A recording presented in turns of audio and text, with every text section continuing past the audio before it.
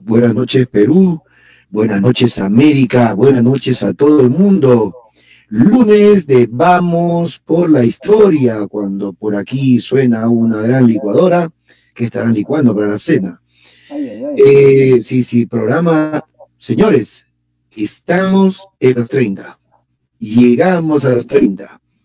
Bueno, a los 30 nos pasamos hace mucho tiempo porque estamos en el programa número 30 de Vamos por la Historia. Hoy hablamos del gran mariscal Don ¡Que viva mi papá!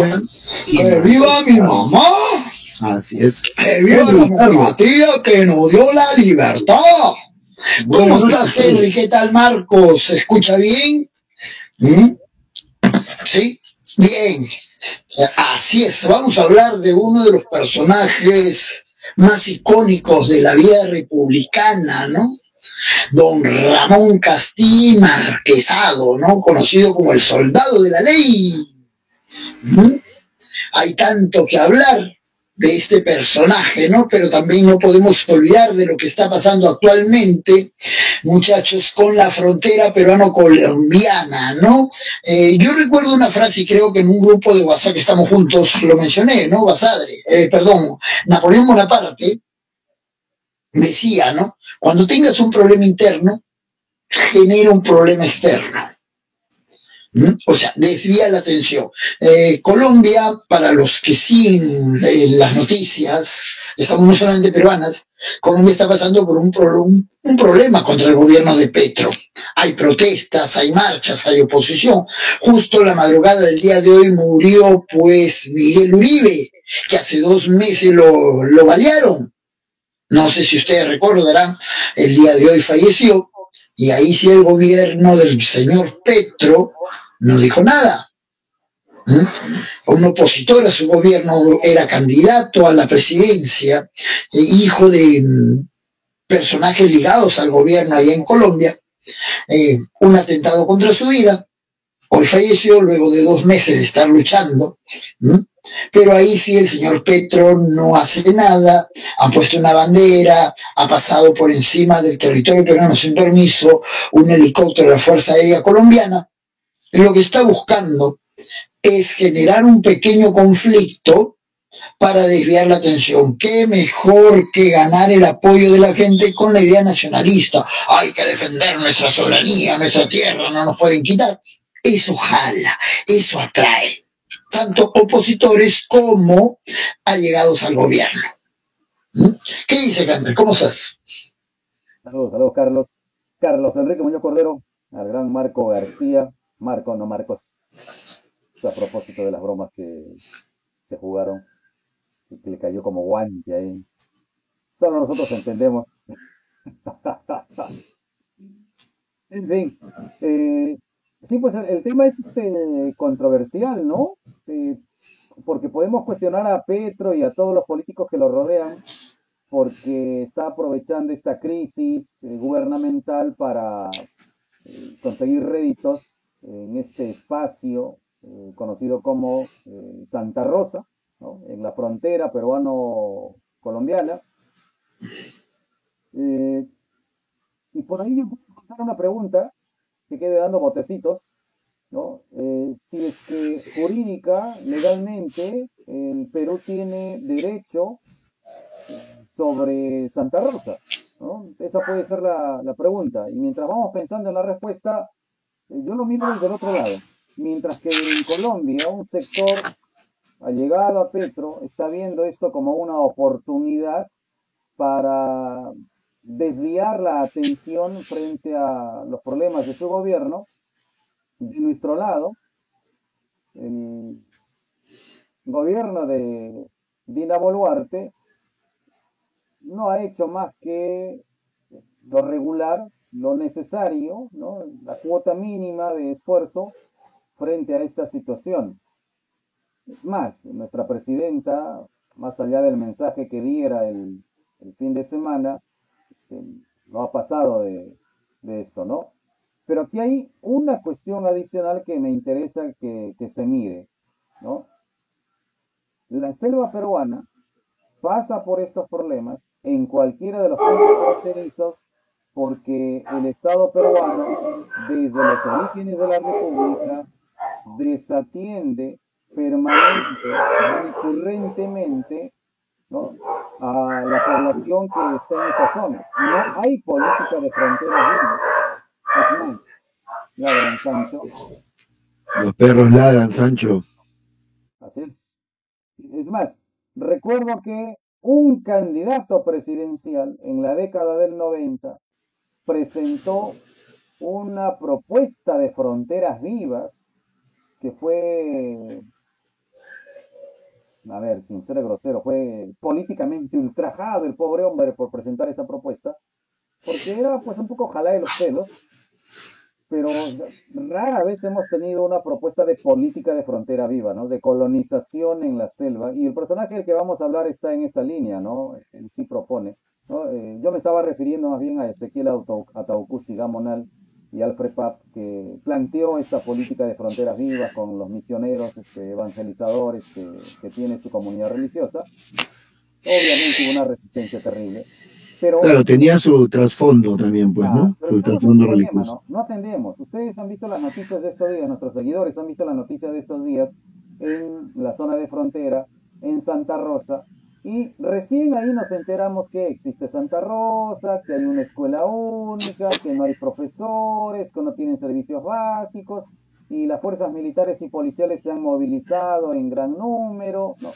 Y ese es el problema, que cuando ocurren estos eventos, recién nos enteramos que el Perú está más allá de las narices de algunos políticos, ¿no? Que el Perú está más allá de algunas provincias.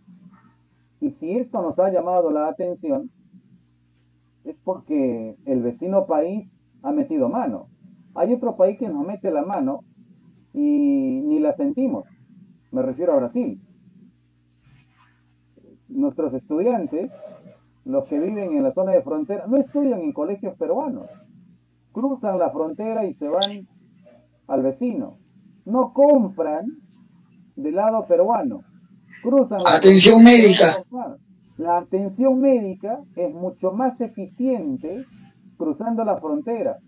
Es más, lo comentamos alguna vez en uno de nuestros programas, ¿no? Tengo un tío que es médico, y cuando él hizo su servicio allá en Madre de Dios, me comentaba que era mucho más fácil atender a un paciente cruzando la frontera que llevarlo a un puesto de salud en territorio peruano. Así de terrible. Ahí no nos enteramos porque no hay nada grave, ¿no? O sea, Brasil no viene con una metralleta o con una tanqueta, ¿no? Brasil mete mano de otra manera.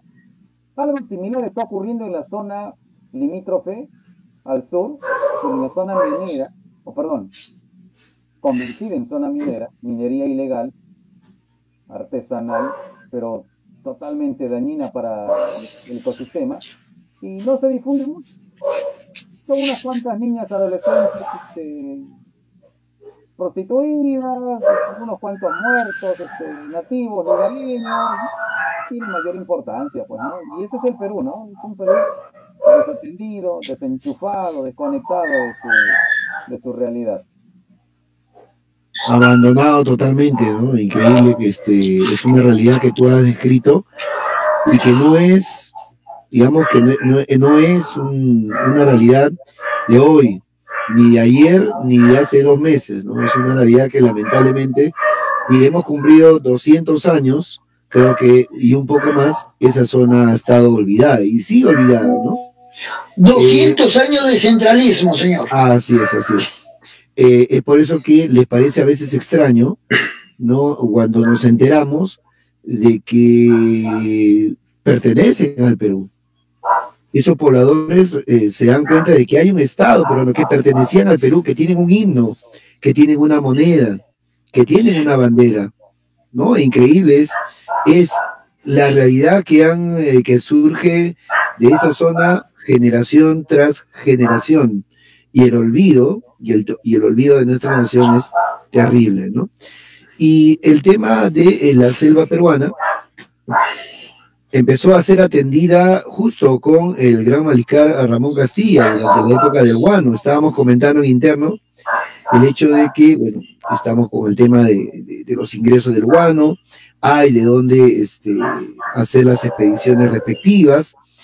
Se va a crear el pueblo de Iquitos, que todavía no va a ser capital de región, pero ya hay un poblado llamado Iquitos, ¿no? Entonces, los cuarteles que va a haber en la selva peruana son ya establecidos a partir del gobierno de Ramón Castilla, ¿no? Imagínate, recién está para allá ha entrado los 30, 40 años.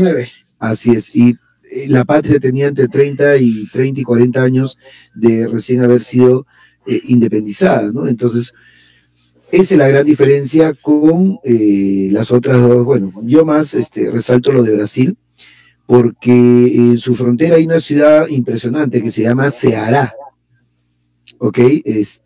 No recuerdo, Carlos, de repente sí, cuando se hizo una Copa América, yo siempre relaciono así en el fútbol, Brasil la realizó, no me acuerdo si el 89 o el 91, no me acuerdo esos años, y que Ceará fue, digamos, sede para esta Copa América, y presentó un estadio inmenso. Ceará es un pueblo cerca de la frontera con Perú, presentó un estadio de 50.000 personas. Entonces imagínate, ¿no? Lo que ha hecho Brasil en la selva, en su Amazonía, a diferencia de lo que sufrimos nosotros. Y te estoy hablando de últimos años de los 80 y comenzando la década de los 90, ¿no? Imagínate cuántos años de olvido esa zona a comparación de otras naciones como Colombia o como el mismo Brasil, ¿no?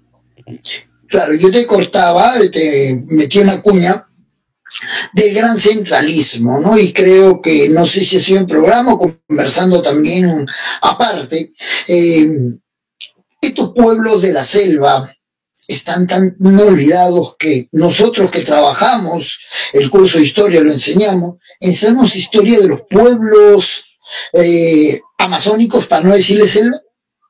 A ellos les llevan libros de historia de sus pueblos. O sea, con el respeto que tenemos, y yo admiro mucho a lo que es Chavín, Paracas, pero los identifica a ellos. La cerámica Moche, el señor de Zipán, los sentirán estos pueblos de la frontera, de la selva, los sentirán como suyos. Acá en Lima nosotros vamos al museo, ¿no? Vemos, ¿no? El señor de Zipán, la réplica, la tumba, la señora de Cao, pero allá ellos, o sea, les enseñan, es como si nosotros estuviéramos hablando de historia universal, ¿no? O sea, nos gusta hablar de Roma, las 3 etapas de su historia, de Grecia, las polis, o el comercio fenicio, pero no lo sentimos parte de nosotros. Yo creo que ellos verán también Chavín, Paracas, Moche como historia universal. No les enseña. Yo a las 6 de la mañana o a las 5 que me levanto para alistarme para ir al trabajo, suelo poner televisión exitosa, ¿no? Canal Exitosa. Y a esa hora hay un periodista de la selva. Empezamos, ¿ya? Y él hablaba, ¿no? Que cuán importante, si sabemos los personajes que lucharon en el combate de la Pedrera, que lucharon durante el gobierno de Sánchez Cerro, y que luego con Benavides un tratado donde estábamos prácticamente ganando, Leticia regresaba al Perú, y fue el olvido, el centralismo, la política de Lima que caray se dio, muchachos, y fueron olvidados esos personajes. ¿Recordamos algún héroe?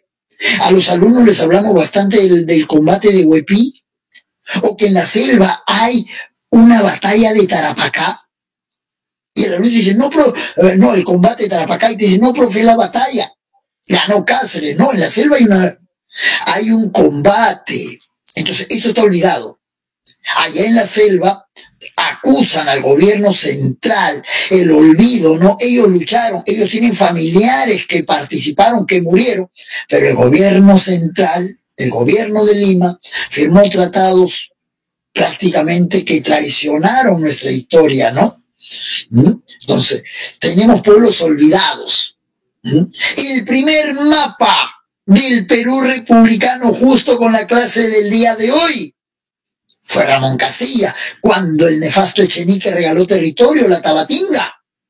Así es. Entonces, claro, y justo es Ramón Castilla su segundo mandato. Entonces, ahí tenemos este olvido y esto va a continuar. Si sigue el poder central, si sigue el regalismo de nuestro presidente, los Echenique, los Leguía, y alguno actual en la guerra con Ecuador, Fujimori, ¿no? Bueno, hago una pausa para dejarle más espacio a Henry. Porque me voy a ir, señor presidente, nos preocupa. No se vaya, no. Hay mucho del grupo que señala, pues, ¿no? Que es una historia centralizada. Justo yo revisaba el material que hay para trabajar con mis estudiantes de primero de secundaria, ¿no? Y una necesidad que tenemos es de promover la identidad, porque agosto es este aniversario del Callao, ¿no? Necesitamos reforzar el tema de la identidad chalaca. Y no hay, pues no hay ni un cachito de información sobre el Callao prehispánico. Y eso que hay, ¿no? Yo me he tomado el trabajo de ir, por ejemplo, a la Oficina de Concentrada de Cultura, que está acá en el Callao, del Ministerio de Cultura. Tienen material bibliográfico, hay recorrido arqueológico, pero no hay, pues, un espacio así ganado. Y mira, el Callao está aquí nomás, a unos minutos de Lima. Se entiende cuando señala, pues, lo que ocurre en la selva, ¿no? Y no recuerdo el nombre del periodista al que mencionas, pero... Manuel Rosas. Manuel Rosas. Pero sí Manuel. cómo entró a Exitosa. Él no se hizo famoso por su análisis crítico, por su mirada acuciosa, no, se hizo famoso por la narración de un partido de Perú en el Mundial de Rusia, me parece, ¿no? Lo hizo con tanta pasión que se convirtió en viral y lo jalaron. O sea, fue una eventualidad, si no, ni lo conoceríamos al hombre. Así es. Historia y claro, su esposa también es historiadora. Sí. Y él tiene un buen libro, no sé si ya lo saqué o todavía está en mis cajas guardado porque estoy acondicionando mi búnker académico. Más bien, Carlos quería corregir un error, había dicho Ceará, ¿no?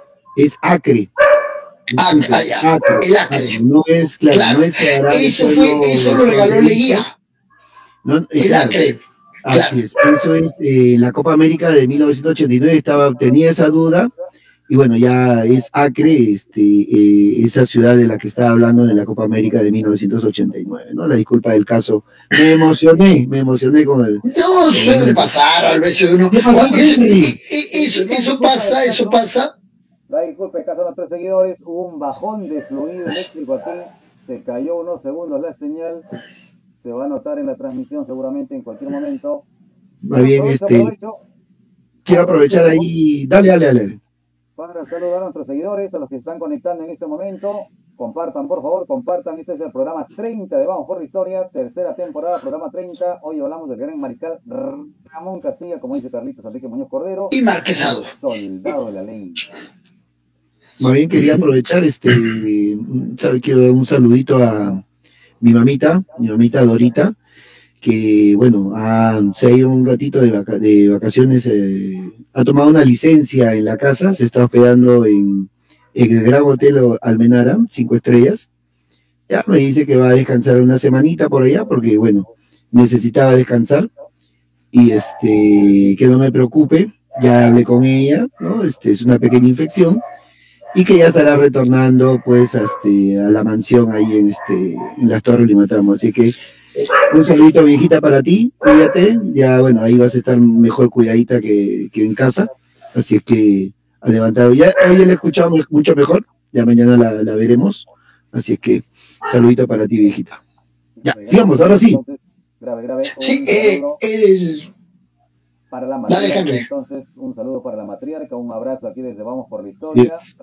Y pronta recuperación. Gracias. Pronta mejoría, para que le siga jalando las orejas a... Por supuesto, ella es la que... y le prepare una ají de gallina, pero que no lo regrese, Marco. Él ya sabe a qué me refiero. ¿Te acuerdas? ¿Te acuerdas? Algún día se lo contaremos a Henry. Año 90. Sí. La terminé. Imagínate, Henry, te preparan tu plato favorito, te lo comes y después lo regresas. No te pases. En tu cumpleaños. En tu cumpleaños. Con En tus tu amigos. cumpleaños, no era el mío, era el tuyo. Claro, en mi cumpleaños. Pues. Mi casa, mi cumpleaños, mis amigos, mis primos y bla. Y ensució el piso, Henry. Imagínate. Ya hablaremos ya. Ya bueno, ya, dejemos hablar de esta cochina. Claro, claro. No, hacer el alcance que Marco hizo era en el Acre y no en Ceará, y yo trataba de apoyar, que a veces nos pasa cuando es programa en vivo, ¿no? Suele pasar, ¿no? Esto no es grabado, esto es programa en vivo. Claro, a veces uno pues comete un pequeño error, es entendible. Henry nos decía que tuviste un bajón en el Callao. Sí, la internet se bajonea un ratito, señor. Okay. Sí, tú hablabas de la historia del Callao, Henry, y no sé si vaya a salir, así que en 30 segundos voy a tratar de reforzar una idea, ¿no? Algo de la historia del Callao tienes a Francisco Quirochueca, Historia del Callao. Estamos en una buena bibliografía, sí. Entonces, no sea cuando quedaste congelado por el frío del Callao, en el frío chalaco, lo dijimos acá, pero a lo mejor no salió, así que para los seguidores, ahí nuevamente tenemos Historia del Callao, Francisco Quirochueca. Y el 20, ¿no? Y el Callao también tiene que ver con con don Ramón Castilla. Estabas comentando, Henry, ¿verdad? Así es, hay mucha conexión con Castilla. Es más, uno de mis estudiantes se apellida Echenique. Le he pedido perdón por adelantado esta mañana. Le he dicho que voy a despellejar generosamente su apellido. Pero es justo y necesario, ¿no? Es justo y necesario. Acá está Echenique. Así es. ¿Y a qué se refiere el tema del Callao con Castilla? Es la provincia constitucional y tiene que ver pues con la revuelta de Vivanco de los años 50 de ese siglo XIX, ¿no? Ya, previa a su segundo mandato. Claro, que en esa mirada oficial, ya nos estamos metiendo ya al tema, pero ya Carlitos Vega nos jala para ver la línea de tiempo. En esta versión oficial, y otra vez, ¿no? La historia se escribe desde el lado del ganador, ¿no? Y en esta mirada oficial se hace notar a una Arequipa revoltosa pero conservadora que estaba contra la Constitución liberal del 56. 56. Claro, que la utópica. Las aperturas de Ramón Castilla, pero los que hemos leído a Castilla sabemos que él no era ningún liberal. Castilla no era liberal, Castilla era conservador, moderado en algún momento, pero era más conservador. Que por interés. Pero hay algunos que también, disculpa que te corte, pero hay algunos que también que establecen un pensamiento ecléctico, ¿no? En ese sentido, de buscar el punto medio entre el liberal y el conservador, ¿no? Acuérdate que él ha tenido ministros de ambas partes de su gobierno, ¿no? Ha tenido conservadores, ha tenido liberales. Entonces, vamos a ponerlo en un punto medio, ¿no? Para no pegarle desde el comienzo. Claro, y ese punto medio. En ese punto, sí, esto. A Castilla, perdón, a Arequipa, se le hace ver como la revolucionaria conservadora, retrógrada, y se aprovecha del levantamiento de la respuesta chalaca para convertirla en una provincia constitucional. Y aquí viene la parte fea, ¿no? Porque se celebra mucho en el Callao que sea proclamada provincia constitucional, pero no se ve la trascendencia en el tiempo. Lamentablemente, el que se haya convertido en provincia constitucional no le ha hecho mucha gracia legal, jurídicamente, a la provincia, ¿no? Es más, cuando se convirtió en región, el Callao quedó a la deriva. Hoy está ya con mayor soporte, hoy el canon le permite moverse, pero por mucho tiempo a la provincia le costó. Hoy gobierno regional, ¿no? Pero bueno, ese es un tema para cuestionar, para debatir. Por acá estaba leyendo a Luis Durán Flores, que habla justo sobre ese punto, así que en su momento lo vamos a tocar. Pero Carloncho, tú tenías una mirada temporal de donde... Claro, tú hablaste, acaba de hablar Castilla y su punto medio, ¿no? Y Marco decía, pues, que tal vez se movía de acuerdo a las circunstancias. Hablemos un poquito de Ramón Castilla, algunos datos que a lo mejor nuestros seguidores no lo conocen mucho. Castilla pertenecía al ejército realista, al ejército que defiende a la Real Corona Española. De ahí viene el término realista. Y si no me equivoco, en la batalla de Chacabuco en 1817, él pelea bajo el ejército realista contra las tropas de San Martín, y cae prisionero, y creo que también en Santa Cruz, si no me equivoco también, y son encerrados y después se pasan al lado patriota, y hay un hecho anecdótico, ¿no? La independencia ya lo hemos visto varias veces, que fue un enfrentamiento de criollos, entre amigos, frente a frente, bando a bando. Y en la batalla de Maipú, 1818, 5 de abril, una de las ironías que tiene, ¿no? En el ejército español realista estaba Leandro Castilla, y ya en el ejército patriota de San Martín estaba Ramón. ¿Quién era Leandro? Su hermano mayor, que hasta el último fue que realista a más no poder. Entonces, mira, ve, Henry justo había tocado, ¿no? Claro, justo Henry hablaba de que Castilla, que en un punto medio, como que se iba acomodando a las circunstancias, ¿no? Castilla que, por ejemplo, siempre habló de la unidad latinoamericana, pero se opuso a la Confederación. Se opuso a la Confederación Peruano-Boliviana, Santa Cruz, y es uno de los exiliados partidarios de Salaverry, y que viene al Perú con uniforme chileno y son derrotados en Paucarpata. Y luego también viene la segunda expedición en Restauradora, casi cometo el error, Marco, decir Libertadora, expedición Restauradora, que triunfan pues en Yungay, la batalla de Pan de Azúcar, que le va a poner fin a la Confederación, y que fue hasta ese momento, vamos a decirlo así, el segundo de Gamarra. ¿Cuándo toma más protagonismo Ramón Castilla? Cuando Gamarra ya muere y derrota pues a Vivanco, el gran enfrentamiento Castilla-Vivanco, ¿no? Lo derrota en Carmen Alto. Tengo la duda, ¿no? ¿Carmen Alto, Ica o Ayacucho? Y ahí ya con Castilla ya entra muerto Gamarra en Ingaví, derrota a Castilla a Vivanco, y ahora es el momento de Castilla, segunda mitad del siglo XIX, que coincide con que en Europa lo que eran la política de los campos abiertos, la revolución industrial, el guano, el gran momento. Y Castilla, acá lo cierro, Marquito, y Castilla estuvo detrás de lo que era el contrato Quirós. El contrato Quirós, gobierno de Gamarra, él está, creo, como ministro. Entonces ya como que estaba involucrado en lo que era la importancia de la exportación guanera. Ahí hacemos la pausa para luego hablar ya de sus gobiernos. Marco, discúlpame que te haya cortado. No te preocupes, hermano. No, sí me preocupa, nos preocupa, señor presidente. Quería opinar, agregar que qué vida tan controversial la de Castilla, ¿no? Y qué oportuna su presencia, ¿no? Porque ve, como dice Basadre, ¿no? Que Castilla vio nacer a punta de espada, ¿no? A la patria.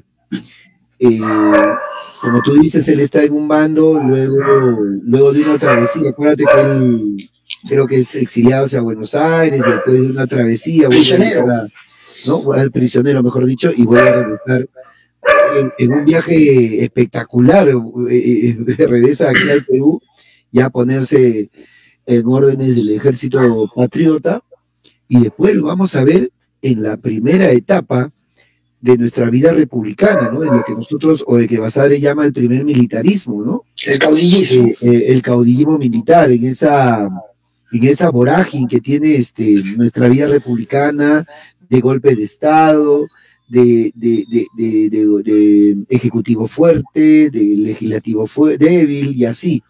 Ese trajinar lo vamos a tener como uno de los protagonistas a Ramón Castilla.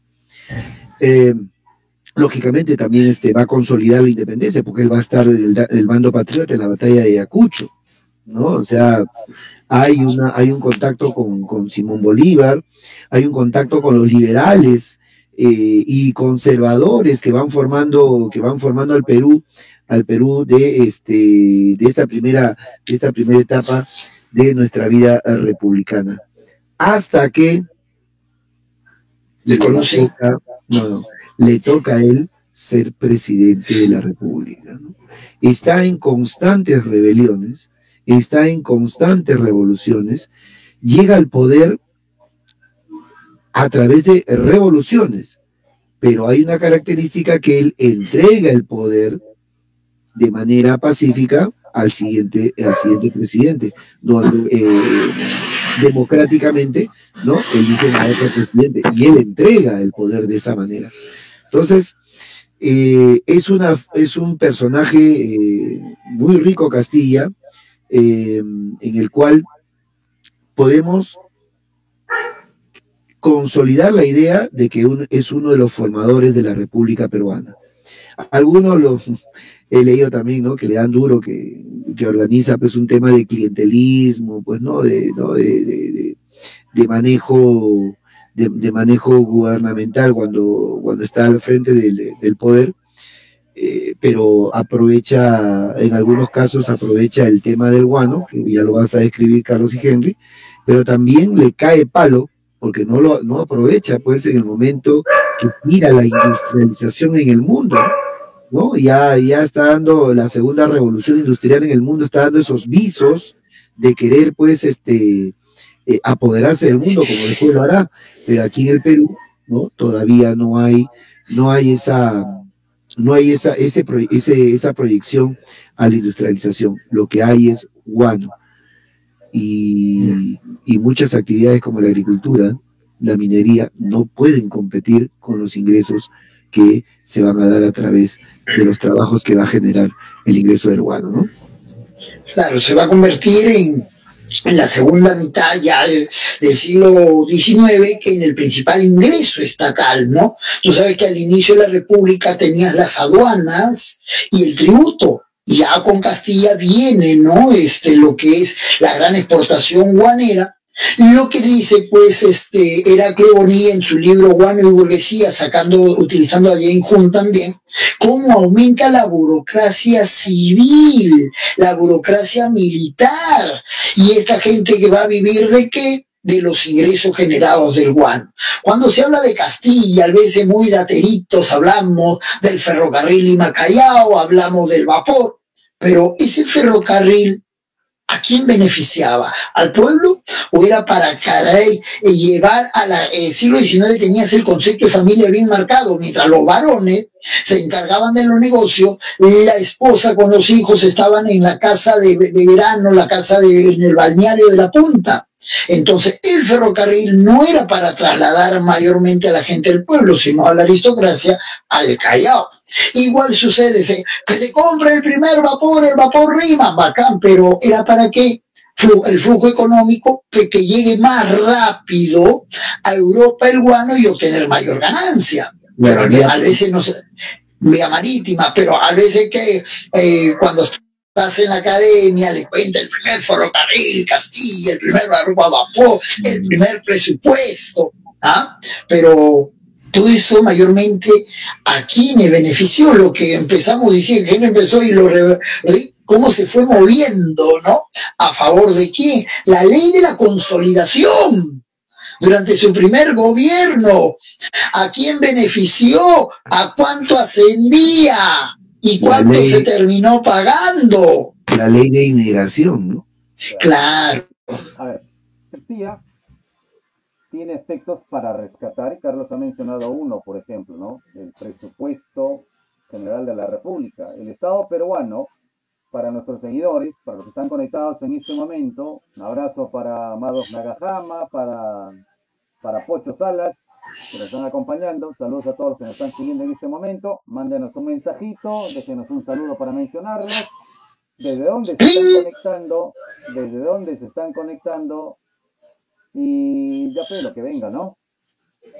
Ahora, dentro de esta particularidad que tiene el Estado peruano en el siglo XIX, Castilla es uno de los primeros, acaso sin el primero, en poner orden fiscal. Imagina un país que fue proclamado independiente en 1821, que empezó a elegir presidentes desde 1823, porque ya el Parlamento escogía uno, el 27 formalmente para algunos, pero la década del 20, del 30, parte del 40, y no había presupuesto. Era un país tan desorganizado, tan informal, que no tenía presupuesto. Y en el gobierno de Ramón Castilla, por primera vez el Parlamento peruano tiene la tarea de revisar un presupuesto y aprobarlo. Lo interesante de este presupuesto es que salíamos en rojo. Era un presupuesto que no calzaba, que no alcanzaba, pero bueno, ya estaba el ejercicio de hacer un presupuesto y saber cuántas eran las monedas que necesitaba el Estado peruano para sobrevivir al año fiscal. Y eso se hace con Ramón Castilla. Entonces, en ese punto hay un gran avance. Ahora, honestamente, yo dudo que haya sido Ramón Castilla el de esta idea, porque como contamos en aula, y se lo contaba a mis estudiantes esta mañana, ¿no? Castilla tenía un problema, era la educación. Y no era una persona, pues, leída, ¿no? Que se informaba, tenía un problema de formación, Castilla. Y en ese problema de formación estaba el manejo de información también. Y por acá tengo algo de Castilla. Por acá dice, Quiroz dice en la página 120, por si acaso nos vayan a estar mirando feo por ahí. Dice, un agudo observador y admirador de Ramón Castilla señaló que Castilla era una persona honrada y sensata, un verdadero patriota que se esforzaba por el bienestar del país, pese a carecer de educación y ser tosco, algo obstinado y gustar de los juegos y cartas y dados. Lo tosco en realidad es muy romántico y poético porque se refiere a el uso de las groserías con las que se dirigía Ramón Castilla, ¿no? No era una persona, pues, muy refinada en su hablar, ¿no? Y eso lo adereza aquí este testimonio. El propio Ramón Castilla escribe en un testimonio lo siguiente, dice, me llaman vicioso y jugador y ladrón del tesoro, cuando siempre perseguí a los jugadores y ladrones. Y esta acusación no era gratuita porque el propio Ricardo Palma lo pinta en alguna de sus tradiciones, ¿no? Ahora, sí, está en estos escenarios, ¿no? A veces blanco, a veces negro, a veces con alas, a veces con cola, ¿no? Está en estos escenarios y es propio de la época. Castilla es un militar que peleó en la independencia, como escuchaban de Carlos y de Marco, ¿no? Es un personaje que participa del lado realista y del lado patriota, y cuando llega a madurar ligeramente la república, está viendo también su conveniencia, no solo política, sino económica. Por eso está en contra de la Confederación Peruano-Boliviana, que es uno de los grandes proyectos que está en contra. Es más, él termina organizando la persecución de algunos militares bolivianos, como señala por acá Luis Durán, está en esta dinámica, y cuando llega al gobierno, empieza a realizar acciones que van para ambos lados, a veces para beneficiar a los liberales muchas veces para beneficiar a los conservadores. Las medidas que se conocen de Ramón Castilla y que son muy mentadas, tienen que ver justamente con este sector. La ley de consolidación no favoreció a la mayoría de peruanos, favoreció a un grupo, a un sector conservador vinculado a los negocios de la época. La ley de manumisión, la ley de manumisión no favoreció a los esclavos liberados, al contrario, los perjudicó. Favoreció a los hacendados, a grupos conservadores vinculados a los negocios de la época. La ley de abolición del tributo, de igual forma, ¿no? Del tributo indígena, lo mismo que las leyes de inmigración, los tratados. Sin embargo, pese a todas estas cuestiones que podemos observar, sí hay grandes avances con Ramón Castilla. Esto no significa que esté justificando el, bueno, roba pero hace obra, ¿eh? O era malo pero hizo cosas buenas. No, hay que pintar las cosas como las iba armando. Por ejemplo, lo que decía Marco, ¿no? La política masónica. Es el primero en pensar en una política masónica y el primero en pensar a futuro con la Marina de Guerra. Bellavista, donde estoy yo ahora, se mueve, se repotencia, y militarmente inclusive, gracias a Ramón Castilla, ¿no? La política de industrialización, más allá del mazazo que le ha metido Marco García,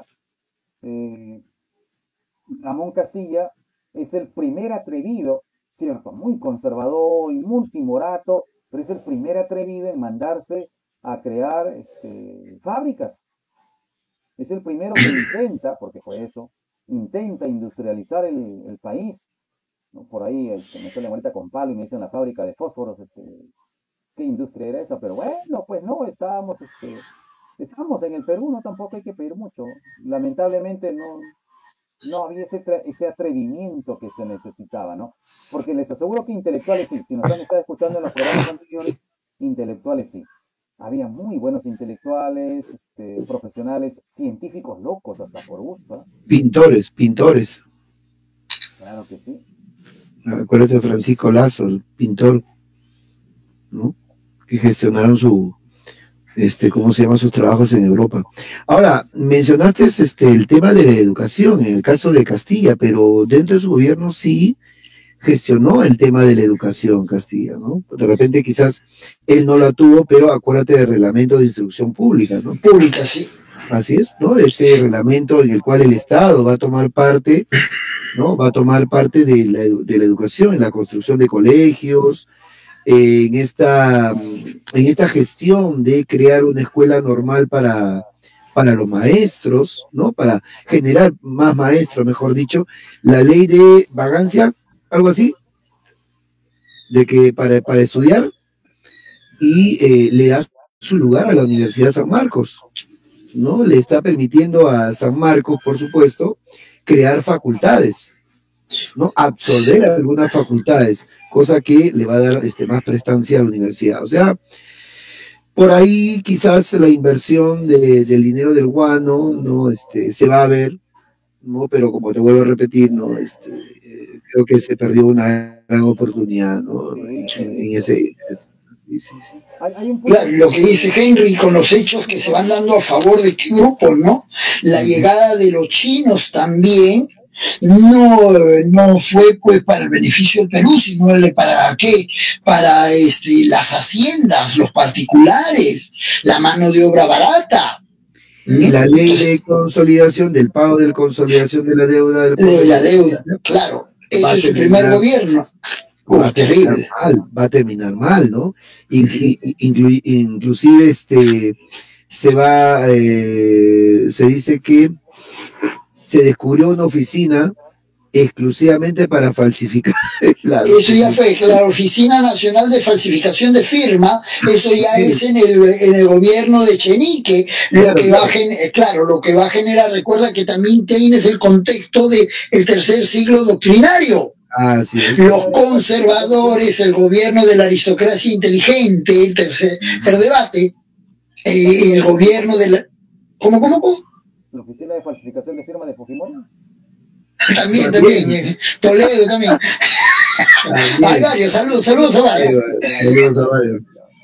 Sí, te trataba de explicar, ¿no? Entonces, tenías a Castilla, se me fue la idea cuando hablaste de acá en la oficina, me cortaste la idea, estaba, no sé, ya volé lo que quería decirles. Yo quería meterle un cachito ahí mientras recuerdas. Quería meterle un cachito cuando Marco estaba hablando sobre algunas medidas educativas de Castilla.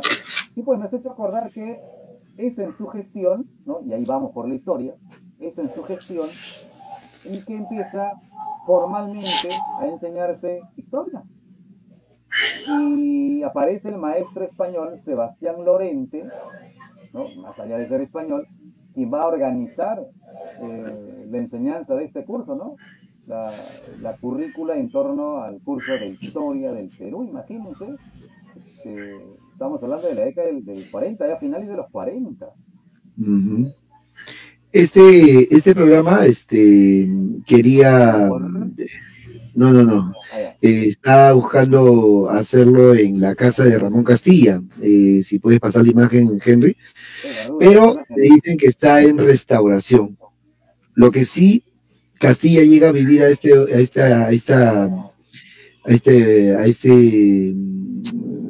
casa que se ubica entre Carabaya y Emancipación, en esa esquina. Empieza a llegar ya en 1850, ¿no? Ahí está la esquina, está en restauración, lamentablemente no pude pasar, y terminé en otros museos, sacándole provecho pues a ese día, ¿no? Al casi último día ya de las vacaciones de medio año. Aquí vivió a partir de 1850 Castilla. Tuvo inclusive un par de ataques en contra de su vida en esta casa, pero hay una imagen, Henry, de 1976, donde casi, si la pones por favor, donde 1800. En 1976 la iban a derrumbar, iba a ser demolida, porque por motivo de que estaba en estado ruinoso e insalubre. Mira, esta foto es de 1976. Por ese motivo se iba a derrumbar la casa del gran mariscal. ¿Ok? Es un motivo que en un momento, revisando como ejemplo, el diario El Comercio, lo encontré. 1976, ¿no? Casi se demuele totalmente la casa, y ahí donde entra el INC, ¿no? El Instituto Nacional de Cultura, para restaurar esa casa, que bueno, hay otras imágenes ahí, ¿no? Que está muy bonita por dentro, la puede ver desde la puerta, y las fotos también, ¿no? Que ven, hay un patio central hermoso con un monumento al gran mariscal en la parte central, pero miren, estuvo a punto de ser demolida esta casa de don Ramón Castilla. Repítanos la ubicación, Marco. Sí, Emancipación con Carabaya. En esa misma esquina está. Sí. Emancipación con Carabaya en el centro de Lima, entonces, para los que conocen el centro de Lima, porque hoy ya no se conoce. Cerca de la estación de Emancipación, pues. De Emancipación. Claro, sí. Ahí yo te trataba de decir, ¿no? La ley, esa ley de la consolidación, ¿no? Que ya el escándalo viene con Echenique, y ahí que generó, que hablaba de los debates, y se da la revolución liberal, nuevamente en la ciudad de Arequipa. Ahí claro, ahí tenías a los hermanos Gálvez y al Robespierre peruano, Lazo, ¿no? Y no era Carlos, estamos, ¿ya? Benito Lazo.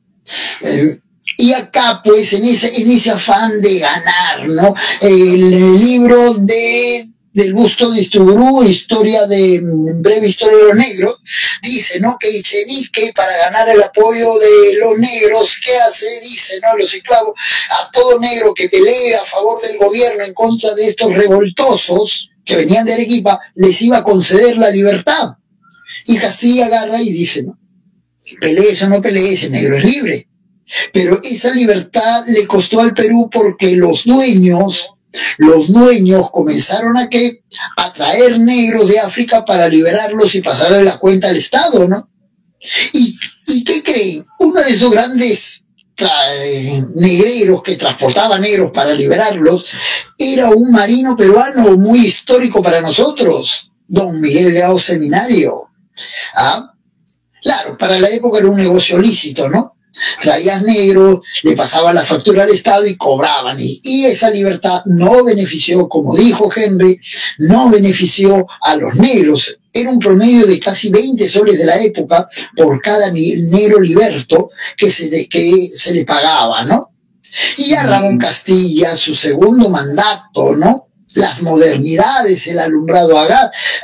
Y ojo, tenemos que un mercado central que llevará su nombre, ¿no? En el gobierno de Belaúnde misteriosamente se incendió para el nuevo mercado, ¿no? Y la primera cárcel. El alcalde era Luis Bedoya Reyes. Y la primera cárcel, ¿dónde funcionó la primera cárcel? El panóptico, pan óptico. Sí, se le decía que se le podía ver desde un ángulo, se veía todo el panóptico. De donde estás ubicado veías todo Lima. Lo que hoy es el centro cívico, el Real Plaza. Si te ubicas, claro, si nos ubicamos, si nosotros miramos hacia el oeste, saldríamos a lo que hoy es Grau. Perdón, Ugarte. Si miramos hacia el norte, agarramos Tacna, nos vamos al Rima. Si miramos al este, nos vamos a los barrios de Doña Victoria Echenique, el Mercado Central.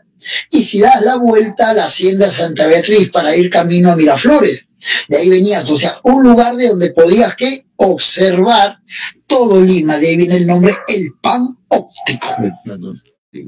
Donde va a morir un presidente, ¿no? Presidente Leguía. Así es. Y también con la idea, y Castilla, que se opone a la Confederación, estuvo en contra del Tratado Vivanco Pareja, lo que le costó ser expulsado del Perú porque le sacó la mugre a Juan Antonio Peset. En el Parlamento. Pero ya va a estar en entrada en edad ya el amigo Castilla. Ya era presidente del Congreso. Claro, pero se opone al Vivanco Pareja. Oye, qué bonita foto. Sí, esa es la parte central, ¿no? El patio de la casa, como te decía, que lo vi de la puerta, lamentablemente, ¿no? Los señores que están trabajando ahí en la reparación de la casa, ¿no? Solamente puede pasar ¿cómo se llama? Al zaguán, se le dice, ¿no? La primera parte del zaguán, de ahí nomás puede ver, y bueno, me dijeron que para noviembre o diciembre, ¿no? Ya deben estar dando ingreso, ¿no? A este museo, a casa museo. Ajá, de Ramón Castilla. Como la casa de Grau, la casa de Bolognesi. Qué bien que se están recuperando algunos sitios históricos. Respecto a Castilla, para nuestros seguidores, por acá nos dice Pocho que está viéndonos desde Comas. Saludos para toda la gente de Comas, entonces, que nos acompaña esta noche. Saludos para mi casa. Está cerca. Saludos para los chicos que nos están acompañando también por acá. Vayan dejando su mensaje, muchachos. Vamos a pasarles en un rato. Así es. Cuando se habla de algunas medidas controversiales en Castilla, la más sonada, la más mentada, de hecho, es la ley de consolidación, que después trajo el escándalo de la consolidación, ¿no? El Estado peruano, para lograr su independencia, recibió apoyo de varios países y de varias familias y de varios grupos de ciudadanos peruanos. Tanto San Martín como Bolívar y sus seguidores hacían firmar documentos y firmaban papeles asumiendo que en tanto se tenga el efectivo, el Estado peruano liberado, pasaría a pagar estas colaboraciones que estaban haciendo. Y no se pudo hacer sino hasta la década del 40 con Ramón Castilla, cuando ya hay solvencia, ¿no? Castilla, ¿qué hace? Claro, manda a recoger todos estos papeles, manda a sistematizar todos estos papeles y hace una consolidación de papeles, ¿no? Para saber cuánto hay de deuda, ¿no? Y juntan todos los papelitos con firmas, sellos y huellas de San Martín, de Bolívar, de Sucre, de toda la gente de estos años 20, Se juntan todos estos papeles y sale el monto de la deuda, ¿no? Y esa deuda ascendía a poco más de 7 millones de pesos de la época. 7 millones. Castilla, en su primer gobierno, logra pagar cerca de 3 millones y pico, vamos a redondearlo a 4. ¿Ya? Castilla logra pagar cerca de 4 millones. Pero entre los que cobran, por ejemplo, y de los que pagó Castilla, está, por ejemplo, el Ejército Restaurador chileno. Castilla le paga al ejército chileno por haber atacado el territorio peruano, por haber destruido haciendas, por haber derrotado a los confederados. Le paga al ejército chileno. Le pagan a los misioneros del convento de Ocopa. Los misioneros, los franciscanos de Ocopa cobran por haber participado, haber apoyado efectivamente la independencia. Creo que les toca a ellos 1 millón de pesos. El más controvertido de este cuadro es Simón Bolívar, porque a Bolívar también le toca. Y digo de los más controvertidos porque Bolívar para 1848 estaba muerto. En el 30 muere. Claro, había muerto el 30, hacía 18 inclusive hubieron documentos que se cobraron con la firma de Bolívar y que en la fecha aparecía 1831. Detallito. Sí, jalón de pelos, ¿no? Terrible. Claro. Ya estaba muerto. Fue a parar a las manos del mayordomo de Simón Bolívar. Recuerden que también este dinero va a servir para pagarle lo que se le debía a don José de San Martín. El gobierno peruano tenía una deuda muy fuerte con don José de San Martín, que para estas épocas ya está en Francia. Europa. Sí, está en Europa, está viviendo en el segundo piso de una biblioteca en esta Mer, no me acuerdo la ciudad, pero termina en Mer, y está pasándola mal. Don José de San Martín la está pasando mal, pero a través de las gestiones y que, bueno, se cuenta con dinero, se le envía todo lo adeudado, ¿no? Y es ahí donde recién va a comprar una casita a San Martín en Francia, donde va a pasar sus últimos días, ¿no? Así es. Y bueno, para cerrar aquí en este punto de la consolidación, cuando viene Echenique, aparecen todos estos papeles falsificados que señala Marco, y la deuda pasa de ser de un promedio de 3 millones a 21 millones. Así es. Todo un escándalo, ¿no? Claro, fue un escándalo pero espantoso. Y regresa a Castilla, y cuando regresa a Castilla no anula esos papeles, porque Castilla manda a revisarlos, y todas tenían las firmas de Bolívar, de San Martín, de los personajes de la independencia, y algunas firmas eran mejores que las originales seguramente, ¿no? Porque había toda una expertise en este punto. Y lo que hace Castilla es reconocer el pago. Y el Estado peruano termina pagando estas deudas fabricadas por las grandes familias de la época. El mismo Echenique cuenta después en sus memorias, ¿no? Cuenta Echenique que en efecto habían falsificado papeles y él mismo se había... Hasta creo la familia del presidente también. Claro, y eso lo cuenta Echenique a manera de anécdota en un cóctel recontra super archi hiper ultra mega plus borracho, y él dice: yo recuerdo que en mi gobierno falsificaban las firmas, ¿no? A veces cuando alguien está entrado en licores, la emoción le gana, y hay un dicho, ¿no? Nosotros los niños y los borrachos dicen la verdad, y ahí se va de boca. Es lo que cuenta Henry, esa es la famosa anécdota, ¿no? Yo recuerdo. Y se llevó el famoso sol de Echenique, que hace un año, 2 años lo devolvió su familia, ¿no? La familia Echenique. Descendiente. Gran personaje, el mariscal Ramón Castilla. Hemos evaluado su papel como personaje de la independencia, porque es un personaje, inevitablemente es un personaje que está en contra y luego va a consolidar la independencia de América, no solamente del Perú, sino también de América. Es un personaje básico para los inicios de la República Peruana. La consolidación de la República.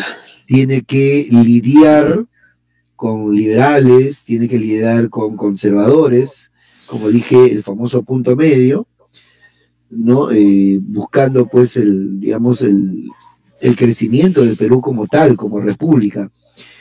Es un americanista total, acuérdense que está apoyando a otras naciones para la lucha por su independencia. Se opone al Plan Flores de Ecuador. Así es, de JJ Flores, e inclusive... Juan José Chiquito Flores.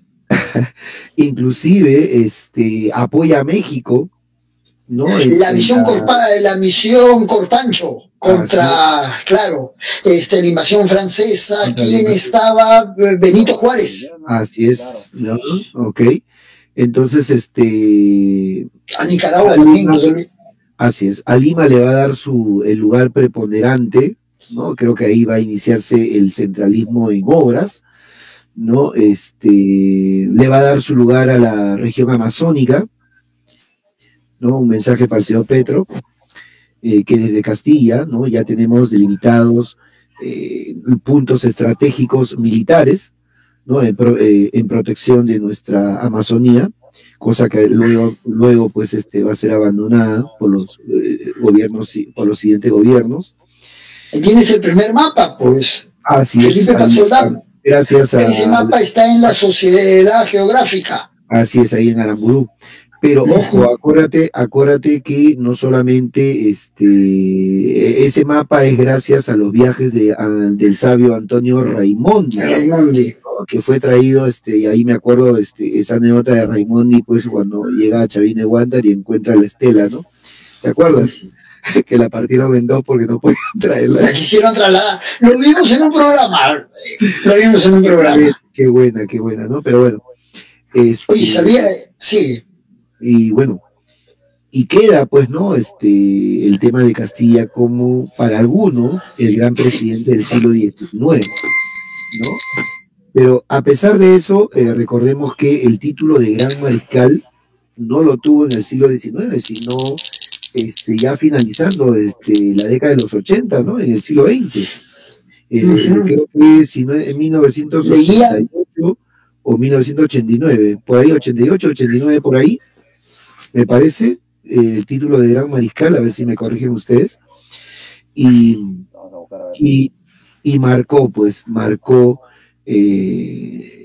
esta primera etapa de la historia del Perú. Claro, hay que... olvidado que claro,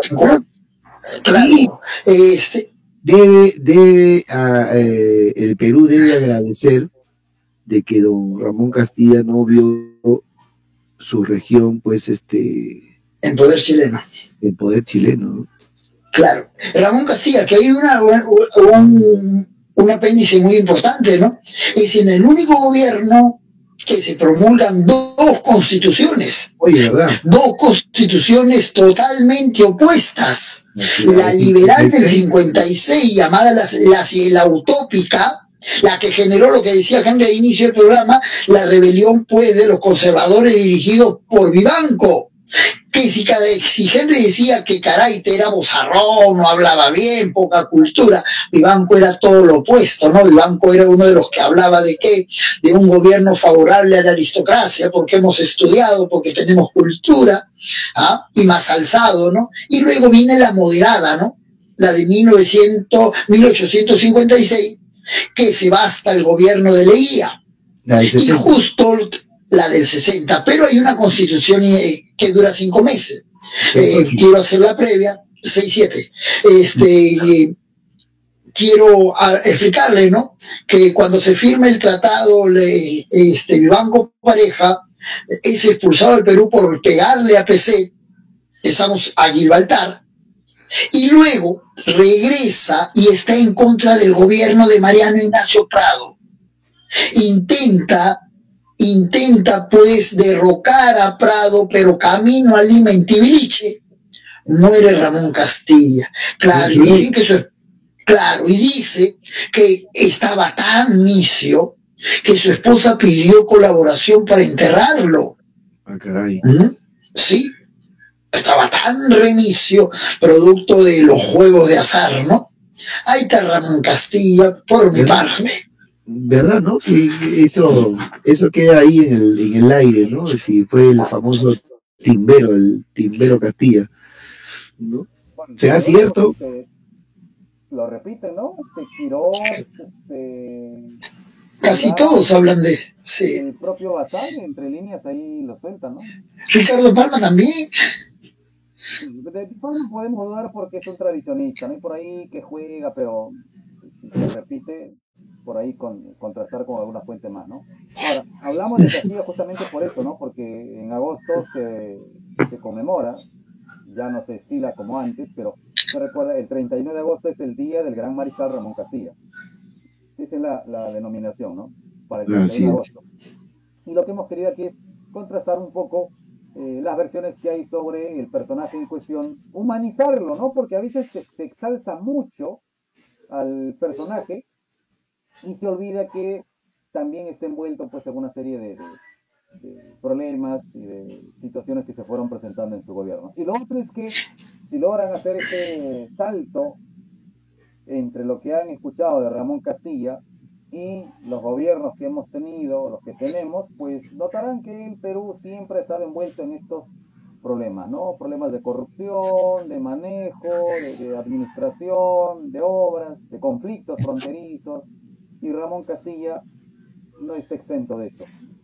Algo que valorar en Castilla es que pese a las limitaciones que podía presentar por la formación misma que tuvo, fue atrevido para su época y en ese atrevimiento es que impulsó una serie de cambios y de reformas que no tuvo temor en implementarlas, porque pese a ser conservador, yo sigo afirmando que fue conservador, pese a ese conservadurismo que tenía, se rodeó de personas que en una mirada más abierta, más liberal, le permitieron hacer cambios en el país, renovar y darle nuevos aires al Perú republicano.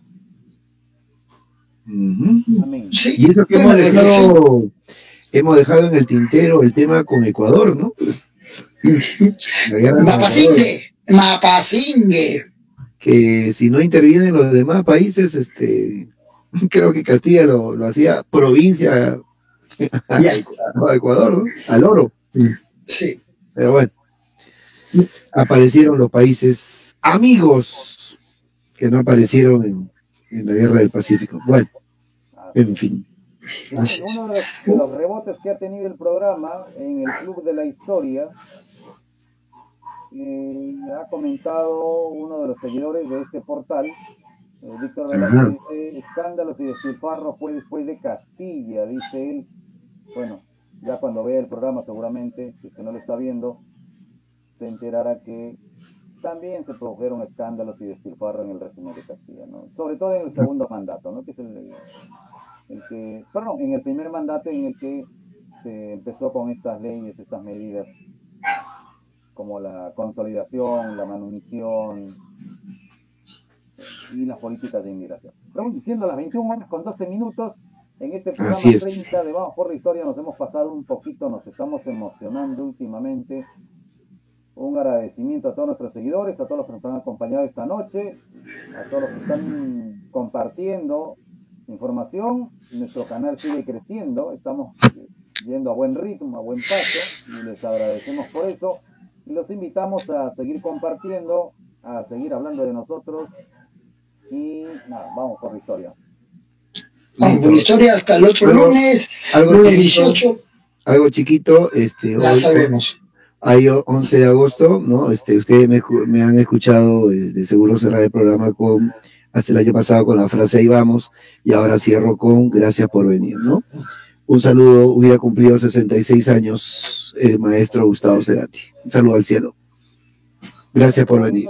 Sí, está rebotando algunas conmemoraciones onomásticas que tuvo Gustavo acá, ¿no?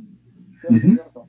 Esta semana hay fútbol, señores. Esta semana hay fútbol. Así es. ¿no? Así que éxitos para el equipo de Cienciano, de Alianza. Para los tres que están en la pelea. Para la U, por favor. Así para los tres que están en la pelea. Vamos a decirle Cau y no Caucao. C, ¿de qué será? A y U, ¿no? La C no es Cristal, es Cienciano. No se emocione. ¿Qué? Cau.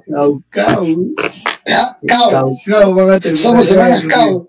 ¿Ya? La C no es de Cristal, la es de Cienciano.